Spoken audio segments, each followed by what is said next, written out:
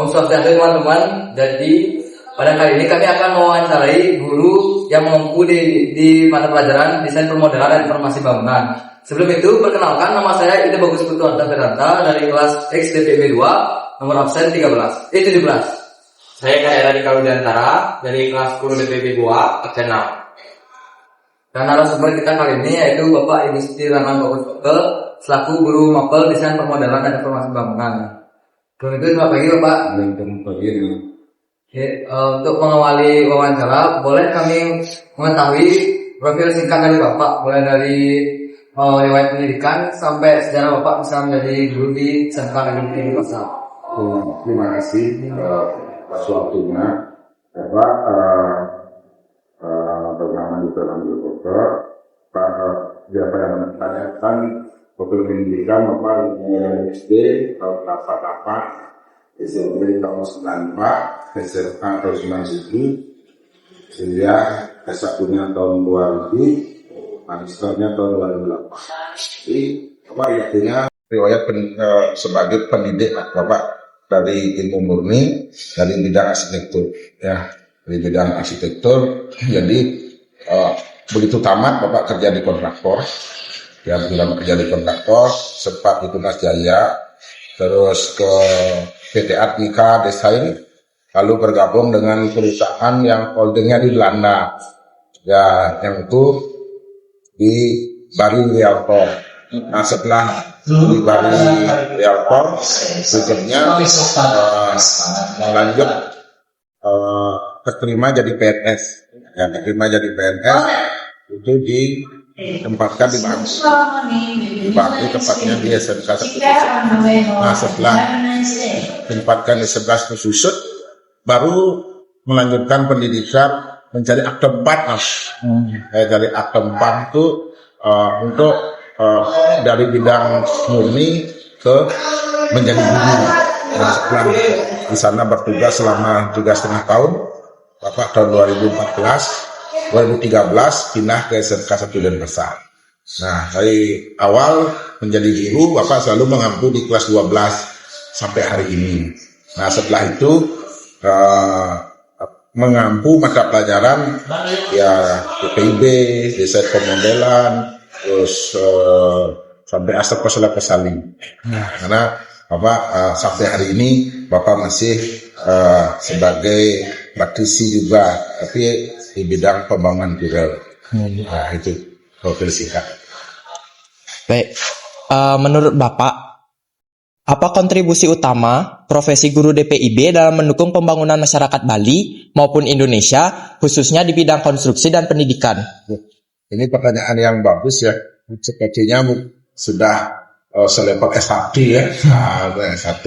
Kontribusi DPIB itu dalam pembangunan khususnya di Bali dan di Indonesia, pertama jelas mencetak insan konstruksi, insan pembangunan. Jadi di mana DPIB itu mencetak juru-juru gambar di bidang bangunan gedung terutama. Nah, jadi khususnya di SMK 1 itu ada mapel pilihan Master Kosali, di mana anak-anak DPIB SMK 1 dibekali pengetahuan tentang pembangunan arsitektur nasional Bali, yang mana terkait dengan Perda nomor 1, 2, 3, dan 4 tahun 74 tentang bangunan arsitektur Bali. Sehingga anak-anak ketika menjadi juru gambar, mereka sudah tahu bagaimana aplikasi dalam proses gambar itu terkait dengan konsep-konsep arsitektur Bali. Itu baik secara nasional kita berkontribusi mencetak insan-insan konstruksi, insan-insan bangunan yang tangguh, yang bermental baja.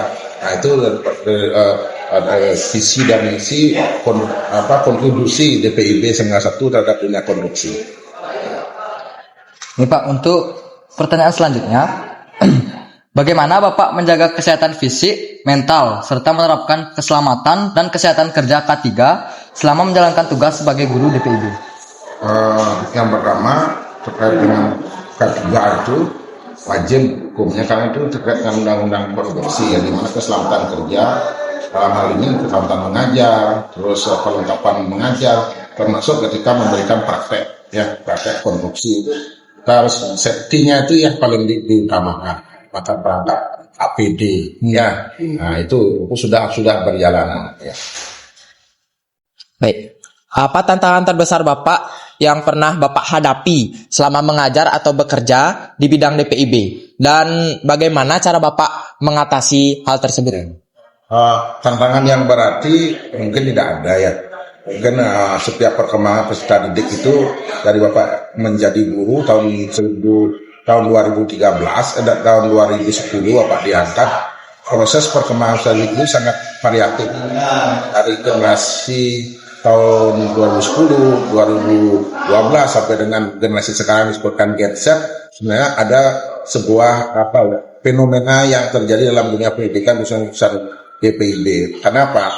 Semakin ke depan itu anak-anak mohon maaf ya, bakalannya itu agak lembek. Nah, sehingga kita perlu bagaimana mendidik, membina anak itu sehingga mampu tangguh dalam dunia konstruksi, dalam dunia gambar, sehingga bisa bersaing, berkontribusi, bersaing yang sehat di dunia kerja. Nah, caranya ya dengan memberikan sebuah arahan, memberikan pemahaman dan membimbing anak itu secara holistik dan komprehensif. Untuk pertanyaan selanjutnya, kompetensi apa saja yang menurut Bapak wajib dimiliki siswa DPIB agar siap masuk ke dunia kerja, Pak? Yang pertama, kalau dilihat daripada kebutuhan dunia kerja dan industri, karena harus memahami bagaimana prinsip-prinsip konstruksi itu, prinsip-prinsip gambar. Kalau masalah penguasaan media itu tidak terlalu sulit karena anak Gen Z ini pengetahuan medianya luar biasa. Tapi pengetahuan tentang konstruksi, prinsip konstruksi, dan bagaimana kita untuk bekerja di dunia konstruksi itu yang terpenting. Yang tidak kalah pentingnya adalah attitude, ya, tata krama, sehingga anak-anak bisa bersaing, sehingga bisa menerapkan apa yang disebut dengan kualitas kerja yang optimal. Bicara tentang zaman modern, Pak, bagaimana cara Bapak mengikuti perkembangan teknologi dan tren terbaru di bidang desain maupun konstruksi di bangunan? Ya. Bapak terus terang, Bapak tidak alergi dengan teknologi, tetapi yang lebih terpenting adalah anak memahami konsep berpikir tentang gambar. Ya, teknologi itu macam-macam ada ya. Mulai dari AutoCAD, mulai ArchiCAD, ada Revit, ada 3D Max, dan sekarang yang paling fenomenal kan AI kan. Ya, konsep gambarnya harus penting. Ketika gambar itu bisa dijalankan, kebenaran gambar yang menjadi hal yang paling mutlak. Sehingga kebenaran gambar kita harus pahami, harus pahami masalah variabel tentang kemajuan zaman itu bagus, tetapi terus seimbang. Ya, gambar yang bagus itu harus bisa dilaksanakan di lapangan. Sehingga kalian pahami dulu konsep cara menggambar, kebenaran gambar, baru dipadukan dengan kemajuan teknologi. Ya, seberapapun teknologi itu maju, tapi kalian tidak paham dengan konsep gambar, ya tidak ada gunanya. Seberapapun kalian paham dengan konsep gambar, tapi tidak berkolaborasi dengan teknologi, ya seperti AI, seperti Photoshop, seperti yang lainnya Revit, ya kalian juga tidak akan bisa. Ini harus bersinergi, harus dipahami semua. Ya, tapi yang mana lebih dulu, yang mana bisa mendukung daripada pemahaman konsep itu. Ya. Penting teknologi itu, tapi lebih penting konsep daripada produksi. Ya. Untuk pertanyaan selanjutnya, menurut pengalaman Bapak, apa perbedaan utama antara pembelajaran DPIB di sekolah dengan praktik di dunia industri? Ya, kalau di sekolah itu lebih cenderung kepada tatanan teori. Ya, jadi teorinya begini. Kalau di industri sudah praktek. Ya, jadi orang di industri kita berteori satu, prakteknya dua. Nah, sehingga hal yang harus anak perhatikan bagaimana aplikasi di industri anak bisa untuk mewujudkan hasil yang diharapkan. Kalau di tatanan pendidikan, kalau di sekolah masih istilahnya masih agak masih tidak aplikatif, cuma sesuai dengan idealisme. Sehingga apa yang kita dapat di bangku sekolah bawa ke bangku industri, sehingga ternyata di sana ada mixing antara pengetahuan teori dengan praktek Skill di praktek. lapangan. Ya, sehingga dengan mixingnya itu kalian mempunyai sebuah kemampuan yang luar biasa. Itu harapan dari dunia pendidikan. Gitu. Baik, selanjutnya Pak, metode pembelajaran apa yang biasanya Bapak gunakan agar siswa lebih mudah dalam memahami gambar teknik dan permodelan bangunan? Nah, itu sangat penting. Jadi pembelajaran yang paling tepat pada saat ini adalah project based learning. Ya, project based learning itu ngajak anak berpikir, berbuat untuk menangani sebuah permasalahan. Berpikir, berbuat, menangani sebuah permasalahan. Seperti studi kasus Ya, gitu Pak. maksudnya apa? Kita berpikir sekarang tentang modeling ya. Modeling, kita berpikir modeling itu apa? Ada modeling fisik, modeling non fisik. Kita terapkan ke dunia market. Nah, dunia market kita wujudkan wujudkan dari gambar 3 dimensi, apapun itu programnya, wujudkan ke dunia market. Tuh, sehingga ada sebuah sinkronisasi antara teori dan praktek. Oke. Ini Pak, untuk pertanyaan selanjutnya. Kesalahan apa yang paling sering dilakukan siswa saat praktik DPIB? Dan bagaimana cara membimbing mereka untuk memperbaikinya? Kesalahan yang fatal sebenarnya tidak ada, tapi kesalahan yang kadang-kadang terkait dengan keseriusan disiplin itu yang bermasalah. Karena kalau di DPIB tidak mesti harus pintar, tapi harus tekun teliti dan rajin itu harus penting. Karena tugas terkumpul sesuai dengan waktu jadwal, hasil yang dihasilkan ya rapi. Nah, permasalahan di sana kembali anak-anak dilatih untuk disiplin. Ya, disiplin itu paling penting. Walaupun pintar tapi tidak selesai tugasnya kan rugi kan. Ya. Disiplin ini harus tanggal sekian kumpul selesai, tanggal sekian harus selesai. Itu permasalahan yang Bapak alami selama menjadi guru. Ya kurang lebih sudah berapa? 16 tahun. Ya Pak, sebelum berakhir nih wawancaranya, Ya.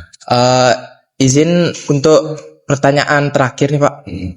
Apa pesan dan saran Bapak bagi siswa yang ingin berkarir di bidang desain bangunan atau konstruksi di masa depan? Ya, pertanyaan yang bagus ya. Pesan Bapak tidak banyak karena Bapak mengalami sendiri.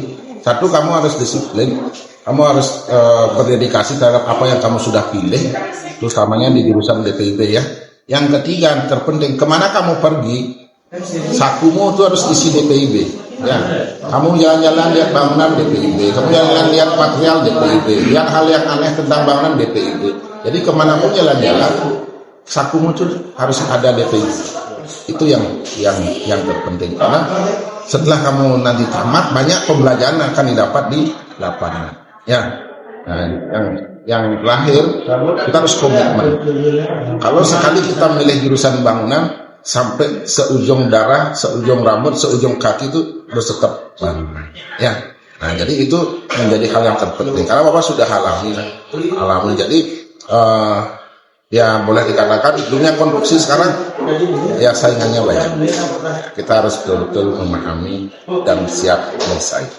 Oke. Baik Pak, terima kasih atas waktunya Pak ya. Mohon maaf apabila dalam wawancara ini ada kesalahan dalam bertanya maupun bersikap. Semoga wawancara ini dapat bermanfaat bagi kami. Selamat melanjutkan aktivitas. Terima kasih. Kalian sukses sehingga dalam wawancara ini kegiatan ini bisa bermanfaat bagi kalian. Ya, selamat sukses. Terima kasih Pak.